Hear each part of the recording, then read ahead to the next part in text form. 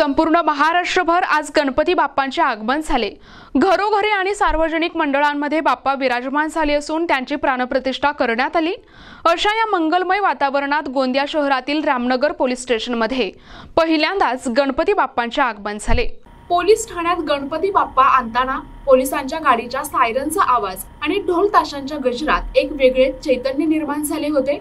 Police अधिकारी, कर्मचारी आणि होमगार्ड देखील या सोहळ्यात मोठ्या संख्येने सहभागी झाले होते। पोलिसांनी गणपती बाप्पांची पारंपरिक पद्धतीने पूजा अर्चा करून त्यांची स्थापना केली। पोलीस ठाण्यात बाप्पांचे आगमन झाल्यामुळे एक वेगळाच उत्साह आणि सकारात्मक वातावरण दिसून आले। यावर्षी पोलीस स्टेशनमध्ये गणपतीची स्थापना करण्याचा निर्णय पोलीस बांधवांसाठी एक आनंदाची बाब ठरली। यावेळी दीपक देशमुख यांनी सांगितले की गणपती बाप्पाच्या आगमनाने पोलीस स्टेशनमध्ये एक वेगळाच उत्साहाचे वातावरण निर्माण झाले आहे। ही फक्त मूर्ती नसून बाप्पांच्या उपस्थितीमुळे पोलिसांना चांगले काम करण्याची प्रेरणा मिळेल। सर्वप्रथम गणेश चतुर्थीच्या सर्वांना हार्दिक शुभेच्छा।